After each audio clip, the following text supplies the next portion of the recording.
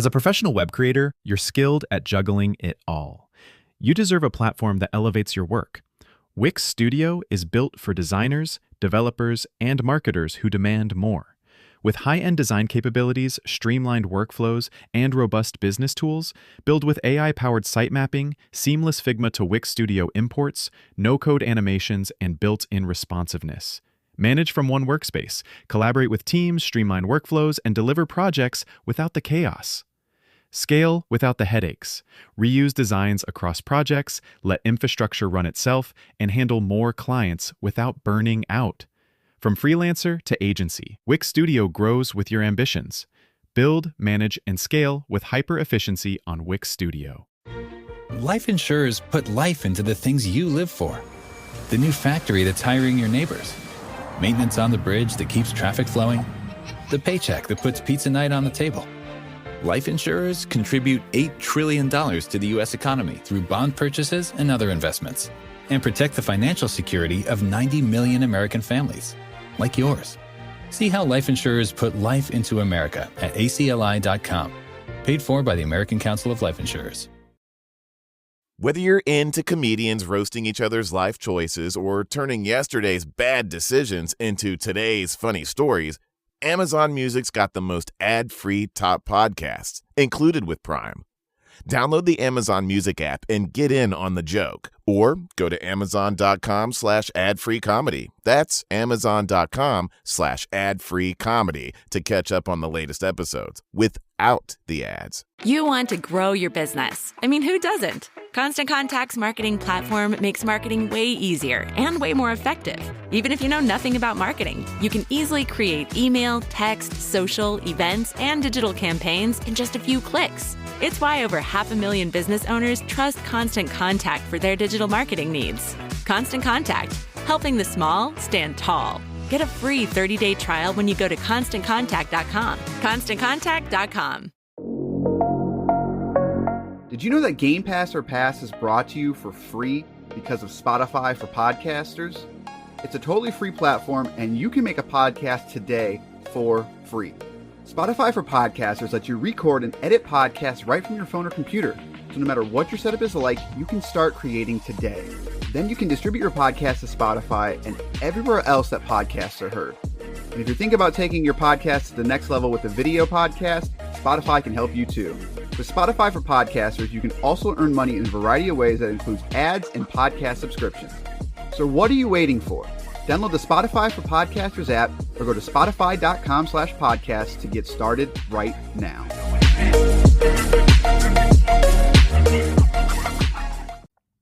It's now time for a very voicemail edition. Nope, that's not true. It's now time for a very mailbag edition of Game Pass or Pass, the podcast where we normally talk about games that we play on Game Pass service and tell you which games to pass to your friends and which games to simply pass on by. But this time, we're going to be doing a little bit of your questions and answers. We got about 4 or 5 questions here that have come in over the past couple weeks. Appreciate it. Again, unfortunately, in September, we just did not have time to record, so we're making up for it in October. I should probably introduce us. I'm Corey. I'm joined by the mail carrier himself, Basher. I thought about doing that, actually, but I realized I don't like walking in the snow. Yeah. Certain climates, I would not do that. But luckily, we have the technology where this stuff was delivered and there was no snow involved. So we're going to hop right into it. These are your questions. Some of them are about Game Pass, some of them aren't, but we're going to hop in and just talk about it. The most recent one being, what do you guys think about the closure of Stadia? Do you think it will affect Microsoft's vision of cloud gaming? I changed that a little bit because your grammar was wrong. But I'm devastated. I'm beside myself. What are we going to do? Like Stadia, the cloud killer. Like, geez, is these?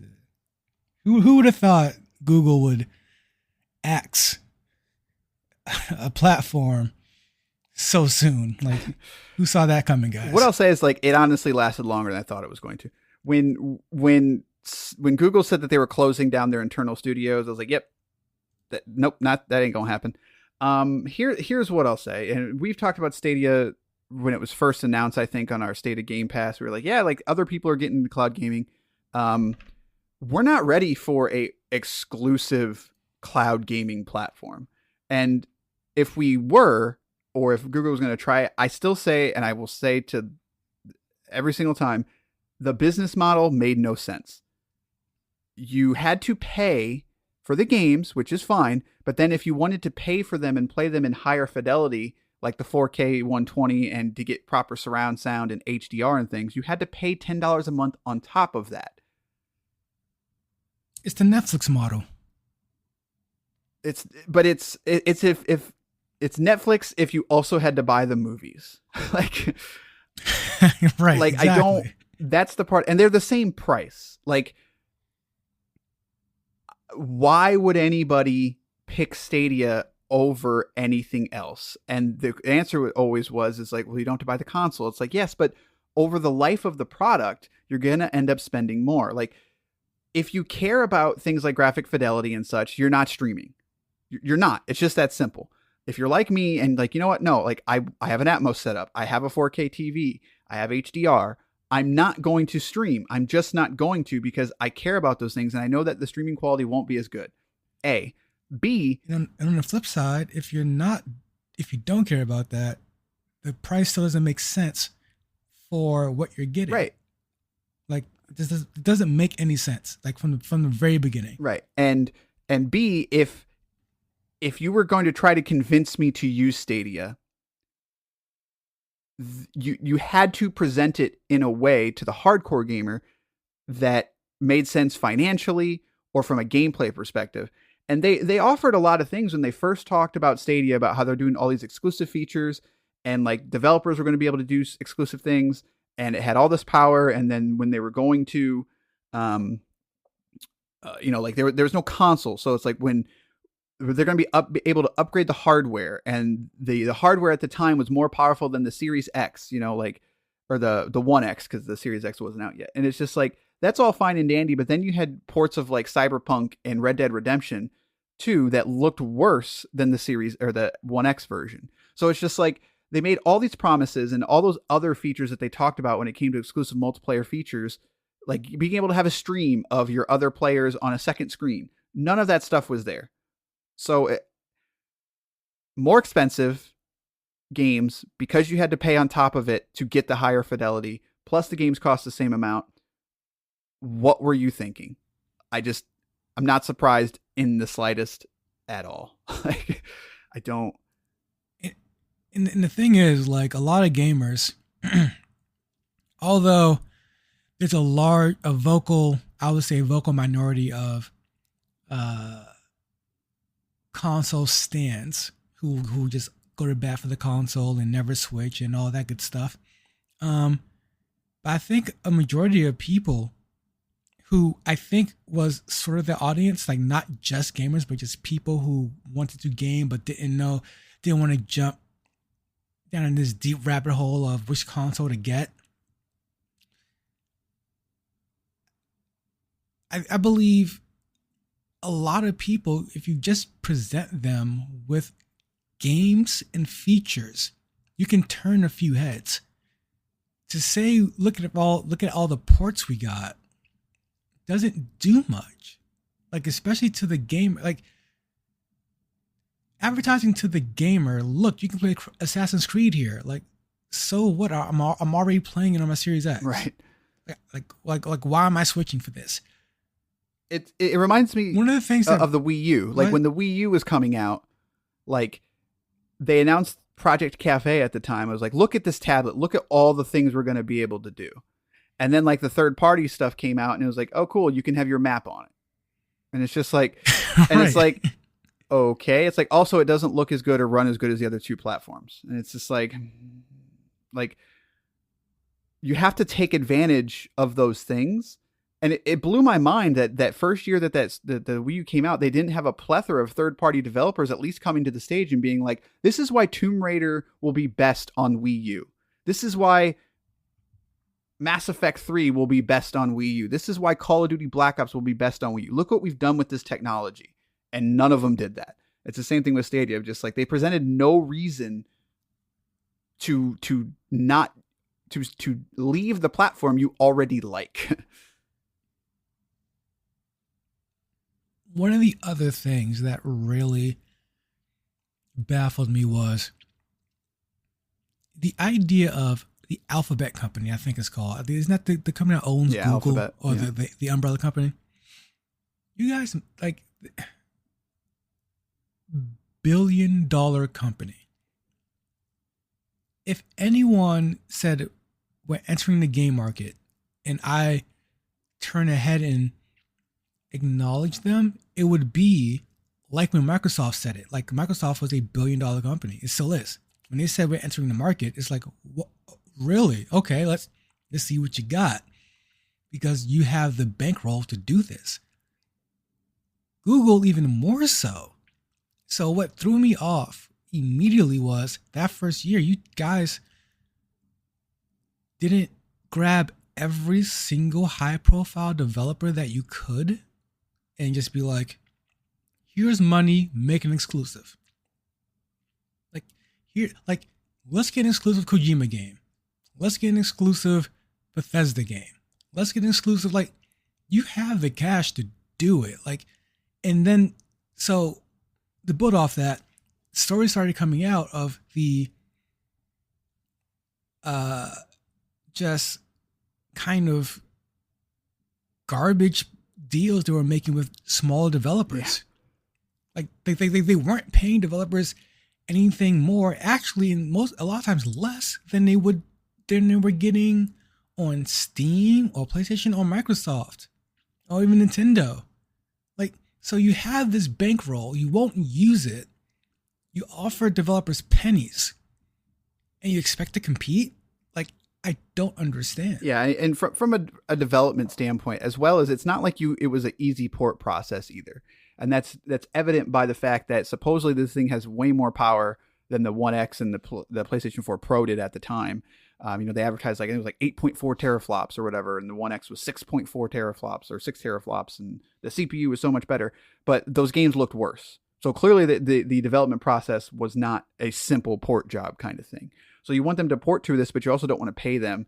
And it's like, it reeks of just like somebody, and of course it's Phil Harrison who ran it, because if you know anything about him, he's gone from company to company. I digress. But it reeks of somebody saying like, yeah, we could do that, and not getting the right people involved and understanding what it actually takes to be successful in the games industry. And like you said, exclusive games are a huge part of it. But the other thing is relationships. The relationships with publishers of them trusting you, and you being able to go to them and say, look, we're going to put all our force and weight behind this kind of thing. We need content here. Let's make a deal. Like, you had nothing. You had none of those relationships involved. And every once in a while you get a game coming out on Stadia, but it's just the sell to the consumer and the developer didn't make sense. And I can't help but feel like Amazon and Microsoft have a little bit better grasp on this. And actually, we're going to pivot into the next question, which says, do you think the price of Xbox Game Pass will go up because of inflation, as well as Sony increasing the price of the PlayStation 5 recently? On that, I don't think you can sell cloud gaming on its own. I just don't think we're there yet. You also had the idiotic responses of Google, when they, like, data caps. Data caps are a very real thing in a lot of parts of this country. And streaming 4K video is extremely intensive on your data cap. And a lot of people have a data cap of 1 terabyte or 1.2 terabytes. And like, that's not a ton of time. If you're living by yourself, maybe, but if you have multiple people in your household streaming video, you're going to eat that data cap super fast. And Google's response was like, well, ISPs pay attention to this stuff and they'll fix it. Like, how out of touch of reality can you be to have that be your response of the ISPs got your back? Like, hello. You're absolutely right. And I think you hit the nail on the head when you said you can't just do cloud gaming. And Google, who offers so many freaking services, again, who better to say, here's cloud gaming and Google like Drive or Plus. Matter of fact, we're throwing in Google, we're throwing YouTube TV, all for one flat rate. Like you can make a killing there. YouTube Premium, the thing you're trying to get everyone in on. Throw that into the cloud gaming, to Stadia. Like the subscriber numbers will double, because how many, like, I can see people almost making a case for themselves to get it. Like, a deal so good, like, well, I watch YouTube anyway. I already have Gmail. Right. It's Like, it's the 8 Apple of thing. Like, them. Apple does that with Apple One. You know, like, yeah, you can get Apple Music for $10 a month, or you can get iCloud, Apple TV Plus, Apple Arcade, Apple Music, Apple News, whatever, and it's only 15. Like, it's like, well, I already have Apple Music, and you know what? I do use my iPad, so like, yeah, I will subscribe to this. Like, I have an Apple One thing I did for a while, but ask me how many times that I've used Apple Arcade. I own Right. 2 Apple TVs, never even opened the app. Like, I just don't care. But in my mind, like, oh, yeah, that sounds like a good deal. Like, No, I mean, that's literally how we work as Right. consumers. Like, the deal's too good, I'm losing money if I don't Right. do it. Like, they did nothing. Stadia, to your point, should have been bundled with a suite of Google content. And instead, they made it its own separate service that has nothing to do with anything else Google, and is simply a gaming platform in an already dominated and crowded market. Like, there's just no way. There's just, you were dead on arrival. right. And so, and to pivot this into the Game Pass question of prices and stuff. It's funny, as we were talking about this, and this is probably what, like, sort of put it in my mind. It's like, yeah, I do think we are approaching that time that Game Pass is probably going to go up right now. The question is that, like, I don't want to say why, because that's not what I want to say, but I guess, yeah. So I think the price of Game Pass will go up in 2023. What do you think? Oh, absolutely. If not sooner than later. Yeah. And it was always going to go Right. up. Like, in my opinion, this price that we're paying right now and have been paying for Game Pass, Basic or Ultimate, it was always an introductory, get you hooked price. They did the same thing multiple times with their previous services, including Xbox Live Gold. They always go up once they get you hooked, once they get you in the system, once they let you know that this is too good to be true. That's when they hit you with, now the price is going up, and that's not I don't see that to be pessimistic, or that like is a bad thing. It's basic business. Like, let's get them in the door. If they like it, they'll love it, and they'll want to stay. With the recent adjunction of PlayStation Plus, so like PlayStation Plus now has the 3-tier system, the $9.99 for just the basic play online, $14.99 for the catalog of games, and then the $18 a month, and you get the catalog as well as like the demos, and then the streaming of the classic games. Like, the thing is that Sony still doesn't put their first party stuff on there day one. Like, there is like Demon Souls is on there. I think Ghost of Tsushima is on there. I want to say Miles Morales is on there. So like, some of their big stuff is on there. But when it comes to day one stuff, it's still not there. And they've basically come out and said specifically, like, we're not doing that. And Which I kind of respect. I mean, they have a quasi Nintendo model of, we make better exclusives, so they can kind of rest on that. I think they think that. Oh, no, they do. And unfortunately, their consumers, I hate to use the word brainwash, because I don't, that sounds more mean than I mean it to be, but it's like, there was the Xbox One era was so detrimental for Microsoft that Sony was able to come in and be like, look, we make better games. And the thing is they do. like they did. They came in that era. There was nothing like Uncharted. There was nothing like God of War 3. The PlayStation 4, there was, all the exclusives, the Bloodborne, the Infamous, what's the name of that game? The Order, like, all of these games that even people didn't super love, they still had the Uncharted 4s. They had The Last of Us. They had The Last of Us 2. Like, anytime a Sony game hit, Microsoft really couldn't compete. And the thing is like, yeah, their games are still at a premium. However, they've managed to convince their consumers that their games are just like on another level. Like they're not possible at other studios. And I just don't agree with that anymore. And it wasn't that, like, to me, I think, to me, like, I think there was a fine difference of, it's not that those games weren't possible. It's just Microsoft wasn't investing that way. They were not investing in those AAA experiences like a Ghost of Tsushima.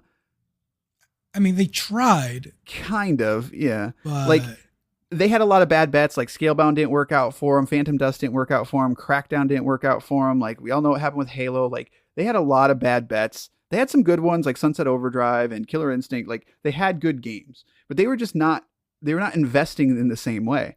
And so their games looked inferior. But the thing is like, I have played Horizon. I have played Demon Souls. I have played Ratchet and Clank. Like, I have played the marquee titles on the PlayStation 5, and they are good games. Do not get me wrong, but they are not these experiences that other developers just aren't putting out. Like, there's nothing about not anymore. Yeah, like there's the balance has shifted back in that third-party developers are making games that are sometimes better than Sony stuff, and you're even starting to see it with some of the reviews. Like, what's not Immortals? What's the heck's name of that game? Horizon Forbidden West did not light up the review charts the way the original God of War did. You know what did? Elden Ring.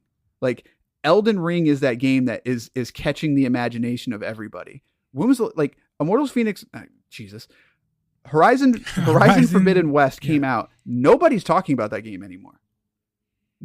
Oh, I mean, few people talked about it even when it launched. Right. I mean, I think that release, like, critically, it was I think it was loved, it was good, but it was not the 90 plus that the original and the God of Wars and Ghost of Tsushima were. Like, and that's because at that time, in my opinion, those games were a step above. Like, they really were. They were investing in ways that other developers weren't. But those scales are starting to sort of tip back now. And I'm looking at that, like, I love Ratchet and Clank. Solid 8.5 out of 10. Like, it is not a 10 out of 10 game. Demon Souls is a remake. Yeah, it looks incredible, but it's still that game. Horizon I like the first one more. Like, I look at stuff like God of War or Ragnarok that's coming out, and like, I'm going to play that game. It looks fun, but I'm looking at it and I'm like, that's still a cross-gen game. Like, and you're charging me $70 for it now. That's kind of rough, man. Like, I don't see that anymore. And to tie this all back in, for them to not be putting their games day one in PlayStation Plus, I'm not mad at them for it, but this mentality and their consumers are backing them up, like, that their games are just beyond what is out there. I'm just like, I don't know about that one, Chief. Like, no, I mean, as a PlayStation guy on this podcast, like, I mean, I've told this story before. The reason I have an Xbox Series X is because I got the PlayStation email saying register to buy PS5, bought the PS5, sold it, got my Xbox One X Series X because there's simply nothing out for it and nothing coming out for it. And as much as a PS fanboy as I am, I still admit that they always start super freaking slow. Yeah, for sure. Like the PlayStation system isn't a viable system until year 4, 5? Like, it is really incredibly slow. After PS2 era, well, PS3 had a lot of hidden gems like Demon Souls. But that's the thing they don't have anymore. They don't have these hidden gems anymore. They don't have these even the smaller studios aren't pushing out stuff like Super Stardust SD on a regular basis. Instead, they're making them make games as big or not even as big, as intensive as like Returnal. Right. Like, you can't pump something like that out on a regular basis. I think they need to really go back to the well of smaller, more frequent, and less roll downhill from there. And I think a lot of that has shifted too, is because a lot of developers are going to Switch. Like a lot of those smaller developers are going to Switch because people buy stuff on Switch. Like it's amazing how many times games sell on Switch. Like, yes, first party games sell a plethora more, but some of those indie games really take off on Switch for sure. And you got companies like Square Enix out there that are really pushing a lot of their smaller games like Octopath Traveler on Switch. And Sony is getting that stuff. Like, don't get me wrong. But with also the Game Pass model of Microsoft coming out and basically paying a lot of these developers to say, hey, launch on Xbox and we're gonna put you in Game Pass. Like it's they're not leveraging those titles the way that they used to. And Absolutely yeah, not. and that's fine. But when you have them out there talking about, $70 games and you have cross-gen games, like God of War Ragnarok is a cross-gen game, which is totally fine. I do not dislike cross-gen games. However, I do actually. I don't, if I had my way, like, yeah, I don't want them, but I will never fault the developer for saying, look, we're going to target as many people as we want. I'm like, okay, don't agree, but hey, I get it. For them to charge $70 for that seems disingenuous, because it's the same thing as the Series X or the One X and the PS4 Pro were, and that it's like, no, you're just going to get better versions of that game. The PS4 version of God of War Ragnarok is not going to be drastically different than the PS5 version. The PS5 version is going to run at 60 frames and a higher frame rate. And you want me to now pay $13 with tax after that? Like, that seems disingenuous. Which is why Xbox has the leverage you're talking about to say, we're raising the prices on you guys. And like, what do we go? Like, what am I, as a PlayStation fanboy, what am I going to do? Go, screw that, Microsoft. I'm not paying the extra $20 a 10, whatever, however much money a month, and give up an absurd amount of titles and day one releases. I'm going to go pay $70 plus tax for God of War and then wait another 7 months for a game to come out. Like it just doesn't make sense. Yeah, and it's tough because like and I don't want this to sound like we're hating on Sony, because like I'm a PS5 owner. Like there's just a lot of stuff that I'm not comfortable with them. And Game Pass has been okay this year. Like in terms of new stuff. Like I know like we have passed on more games than we ever have. But when it comes to new stuff, like I can't really think of like a home run. Like a AAA game that they had that was like a home run that you didn't know was coming to the service and stuff like that. Like they haven't had that. So the value it's from a consumer standpoint of the hardcore gamer, because we have this weird, like almost fetish of being like, oh, if that game doesn't cost $60, I don't want to play it. And there was a lot of that when Game Pass was first coming out, of like Outriders. We talked about Outriders a lot in this podcast. Outriders is a solid 7 out of 10 game. I got that DLC. Did you really? Yes. Sadly. Why? What? I'm so confused. Drunken nights and stuff, whatever. Yeah, uh-huh. So like when that came out, people were like, oh man, Game Pass, best game ever, or best deal ever. And it's like, yeah, because you got a $60 game that you're normally going to play, blah, blah, blah, blah. But like I look at something like Tinykin. Tinykin's a better game than Outriders, like hands down. Like I like Outriders, but Tinykin is a much better game. But there's this weird thing of just like people look at the Game Pass drop and they're like, oh God, this is garbage. Like it's because it doesn't have those $60 titles on it like sometimes it does. And so there's this weird just like push and pull of whether Game Pass has been worth its value or not this year. And I think that's crazy. The amount of titles that we have played, while they're not AAA titles that are just fun games that I enjoy playing, has been high this year. And that's what I go to Game Pass for. And so yes, I think they will increase the price. I think they're going to increase it by about $5 each way. I think regular Game Pass is going to go to 15. I think Ultimate is going to go to 20. And even at $20, I'm going 10. Like it's still a stupid good deal. Like especially next year, I think they're going to be able to do it because you've got Starfield coming out. Starfield is a huge bet for them. That is the next Bethesda RPG. Like that is going to be big. It's going to be huge, and it's going to be not good. I'm calling out. I think it's going to be fine. But the people that play those games, absolutely love those games and I totally understand them. And it is what it is, like it is what it is. But they can increase the price again to $20 and that deal still looks really strong. Whereas you've got the competition now who now charges $15 for something that's similar, but you don't get the day one games. You don't get the Starfields, so like that's where I think that they can leverage it. And they also have Forza coming out Q1, and there's rumors that Fable's hitting next year as well as Hellblade. So like, not to do the funny thing of like, wait till next year, but like the culmination of them buying all these studios, it feels like it's about to start paying off. You've got Redfall, Starfield, Forza, and what's the other one? I know I'm missing one. There's something that I'm missing. Like those are the ones that are announced for next year. And that's like $240, or you can spend $240 for the whole year and get all the other games with it. Like the value proposition is still there in a super strong way. So yeah, I think it will go up for that reason. And we talked about this, and I think that the insanely smart thing to do would be, it's time to get rid of gold. Like, just do it. Like, paying to play online is stupid. Sony still does it. Nintendo now does it, and Microsoft does it. There is not a better PR win than saying, look, you can now play for free on Xbox. Play your Call of Duty, play your blah, blah, blah, play your blah, whatever. Now free over here.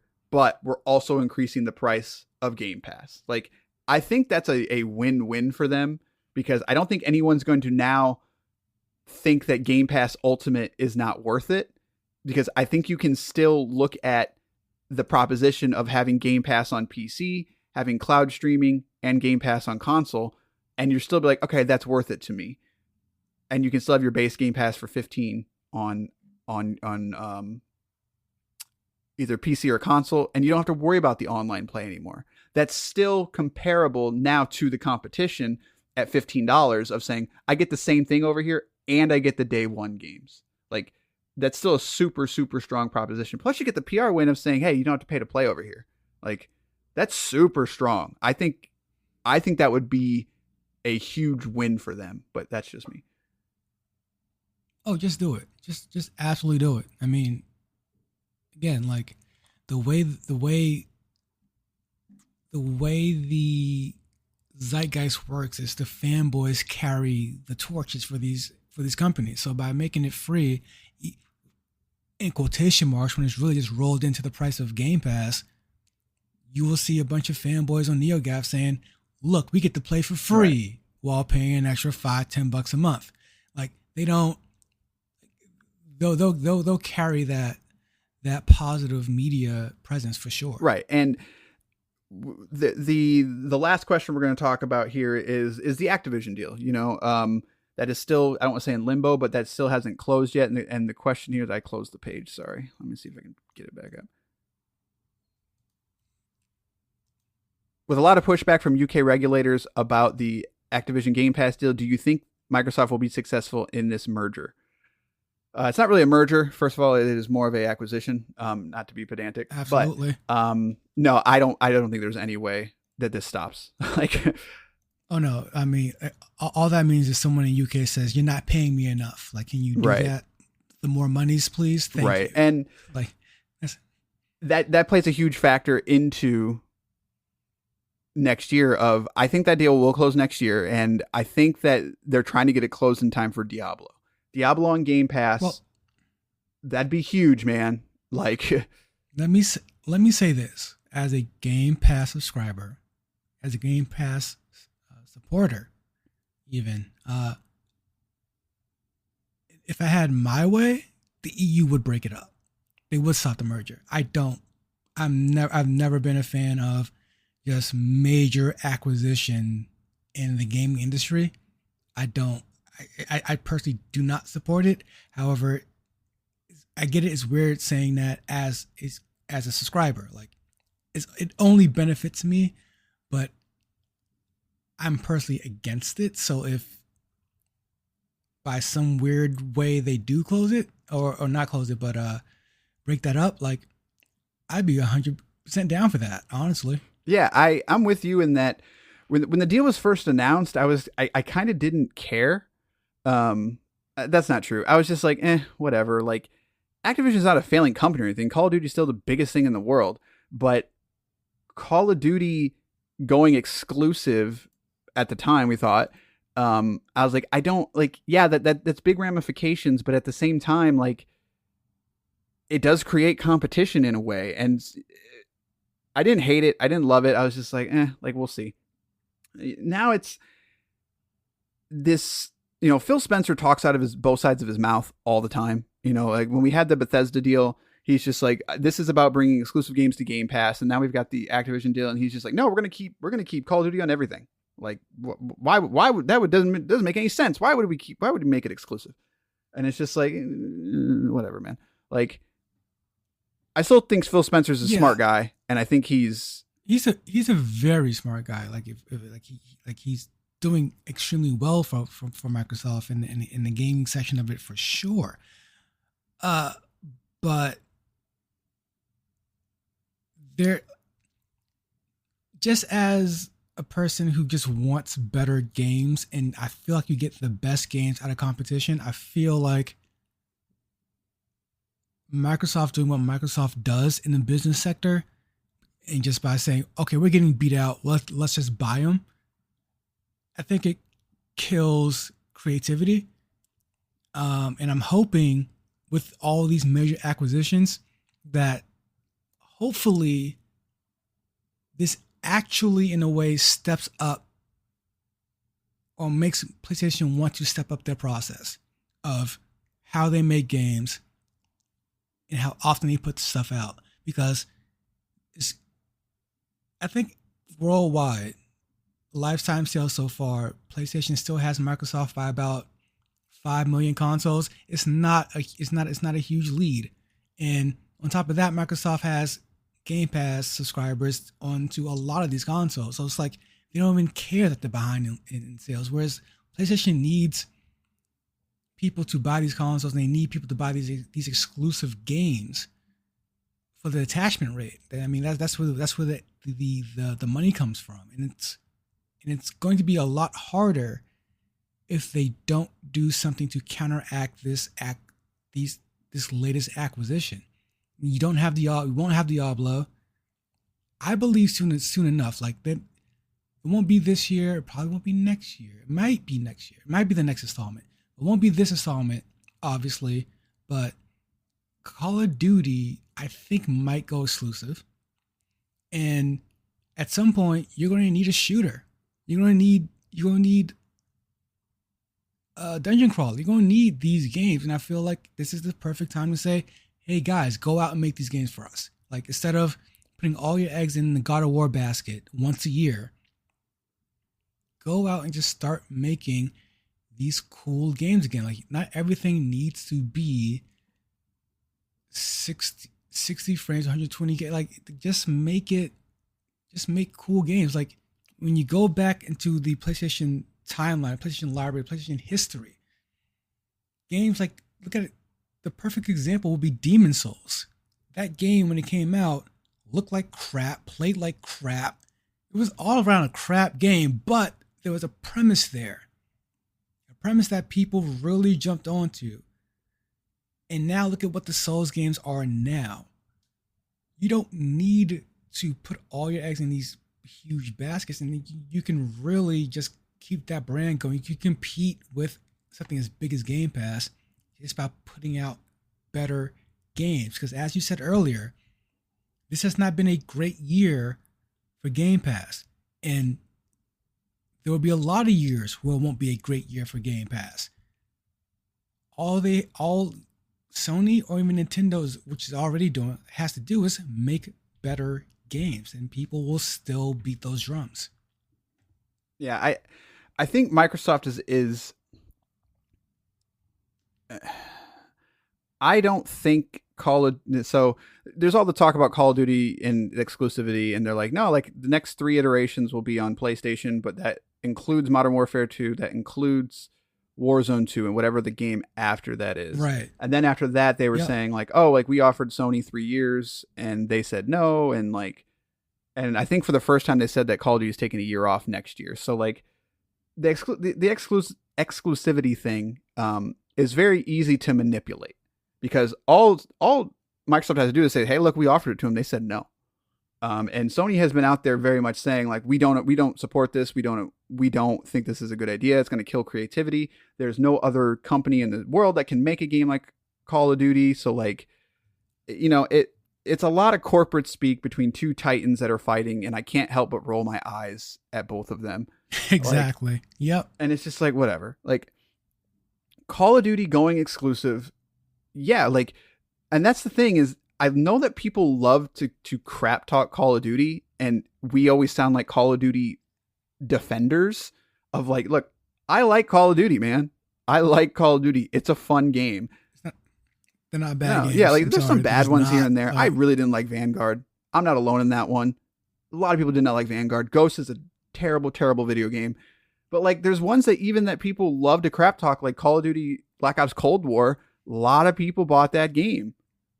I didn't love that game, but I still played it for far more than a lot of other games that year, but when Call of Duty hits hard, like Modern Warfare 2019 did, like those games hit hard. And they make up a lot of revenue for these companies. When you keep 30% of 20 million copies sold, that is a lot of money that goes into your pocket. Like, Call of Duty is still that titan. So Call of Duty going exclusive is a huge problem for Sony's financials. Like, do not mistake, that is a huge problem for them. That going away cuts a huge chunk of their money out every year, which is why I don't think it's going to go exclusive. I think they're going to complain and moan about it because that's what they're going to do. But there's no way that this is stopping. I don't think there's any way that Microsoft does not close this deal.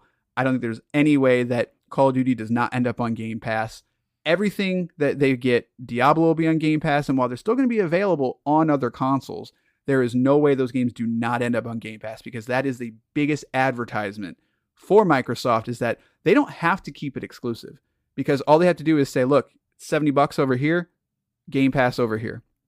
And eventually you're stupid not to do it. You're stupid not to do it. Like it is just revenue sitting there for them. And the only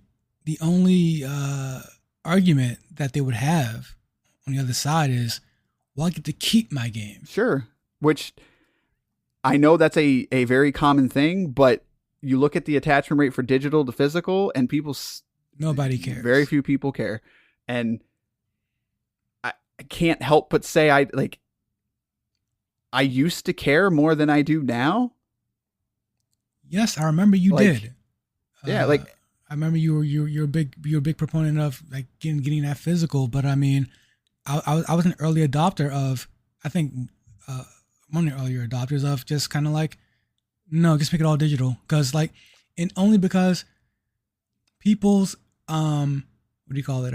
their argument for that was, well, I want to go play Legend of Dragoon when I want to, and it's like, no, you don't. Like, you're not playing Chrono Cross again. You're not playing Chrono. You're not playing Call of Duty like Call of Duty 1 OG again. Like, you're not doing that again. Like, I know you want to have the ability to, but you're just not. And to pay full price for something you're not going to end up doing anyway, it's like, I don't think most gamers are being realistic with that argument. For me, a lot of it was of being able to value my purchase a little bit more, but as well as let people borrow it. But the thing is those style of games just don't happen anymore. Like, how many times does a game come out that someone wants to borrow? Like, most of the time, no, everyone's buying a copy to play together. And with digital sharing, it's not a thing you're supposed to be able to do, but people have found their ways around it to where, like, every game, like my buddy and I on Xbox, we just alternate every game, and so like, I buy something and he buys something, and we're able to play together. And I do that with a friend on Switch, and I do that with you on PlayStation. Like, so the big thing is, as long as one other person gets to enjoy it, and you have a friend that can, I don't want to say help you, but that goes in with it on you, you cut your spend in half. And that was a huge proponent for me. And as time goes on, digital sharing is going to get better. There's the Xbox family or Xbox Game Pass family plan that's come out in several markets. It will come out here. Like, it again is becoming too easy, which is a bad thing, to give up our rights to our games. However, from a financial standpoint and the fact that I will die one day, I don't care as much, just simply because it's like, and that's what it is. It's just like, look, it cost me half as much to do this. Maybe I'll want to go back and play this again. I still have that option though, going digital. But the thing is like that physical doesn't offer me much anymore, except that it's more expensive. And like you said, with backwards compatibility, Microsoft is doing a really good job in that field of being like, if you want to play this, go back and do it. And I've never been someone that's like, oh no, thousands of people, hundreds of millions of people do it. I am one of those people that if I want to go back and play something, I will. It doesn't mean I'm going to go back and dump 50 hours into it. I cannot tell you how many times I've played the opening 3 chapters to Max Payne and put it down. Sometimes I want to go back and do that. It's fun. I can do that a lot of times on Xbox, but we're also getting to the point now, the technology is like, it's actually easier for me to just do it on my computer.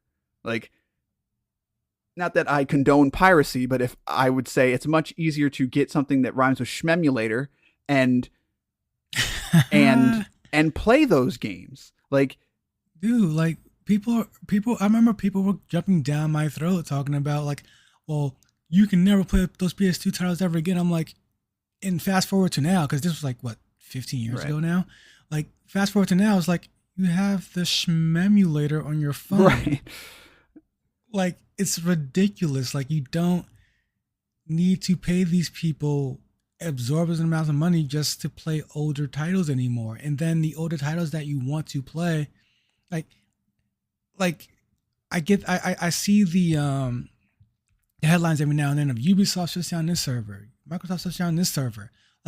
I'm sorry to all 300 of you that was still playing Halo 2 online at the time before like the Master Chief Collection, but like it just doesn't make sense.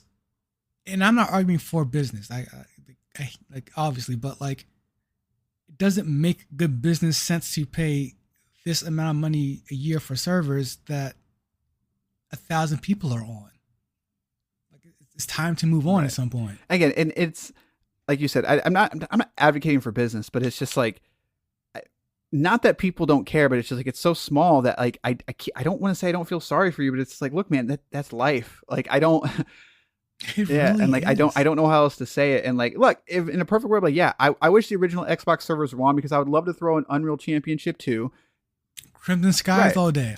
I would love to be able to do that. However, I'd have to like physically go around and call some friends and be like, hey man, pull out your copy of Crimson Skies or pull out your copy of Unreal Championship 2. And like, with the power of the internet, you can do that. You still can go and play those games online if you really want to. There are avenues to do it. So like, it's not a great situation, but yeah, to wrap this up, because that's our last question. We will do a State of Game Pass at the end of the year. Maybe we'll get some more information on Activision and all that. But no, like the industry is in a weird spot right now, because I think another big proponent of the Series X, S, and PS5 is that I think these generations are going to be a little bit longer because of the pandemic. I feel like we lost 1.5 to 2 years because of just teams not exactly sure what was going to happen. A lot of teams have started working from home. So those ideas of shipping only Series X games or only PS5 games, it wasn't as strong as it used to be. And Sony was really shady about it. And they were just being like, they announced Miles Morales, and they announced, there's a couple other things. I don't remember what it was. It was Miles Morales and God of War, and something else they announced as, was it Horizon? It might've been Horizon. They made it seem like those were PS5 only games. And then it kind of came out later, like, no, those are also coming to PS4. Gran Turismo, that's what it was. And then they were like, well, we weren't going to bring Gran Turismo 7 to PS4, but we decided that we could do it. And I know that really upsets people. But what I'll say is, like, I feel like the pandemic really stinted us in that. And that I feel like we're going to now, just starting in 2023, it feels like we're going to start next gen finally, kind of thing. There's going to be less crossover. There's going to be more next gen only stuff. Stuff like Hellblade, stuff like Spider-Man 2, that stuff is going to come. And I think we're going to it's going to start evening out kind of thing. However, as a consumer, you know, like it's getting harder and harder to, I'm feeling it too. Like I'm feeling it exactly how everyone else is. And these, you know, Sony charging $70 for games really hurt. Like it really hurts. Whereas I've got Game Pass over here, and yeah, I'm going to play God of War, but the only reason I'm even willing to get it is because I can share that digital purchase with somebody. And $70 after tax is like $78. And like, that is a lot for a video game these days, especially when it's cross-gen. Never doing it. Yeah. Never. This is like, and the only reason I would have gotten God of War anyways, because my cousin purchased the PS5. So I'm like, I'll go in half with you. Right. Like, it's the only way.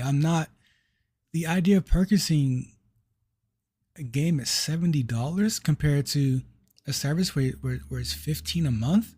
You can play through that whole game, put it down, play through another whole game. It's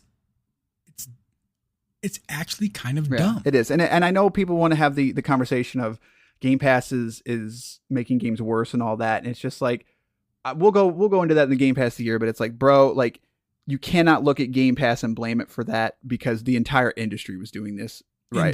Before Game Pass, right? Because of microtransactions, because of the rising costs of game development and stuff. Like, we can argue all day long about that. I just don't stand. I think that argument doesn't hold a lot of weight. So, all right. Thanks everyone writing in. Also, include your names because I know I never say that, but I don't know who you are. So your phone number doesn't help me.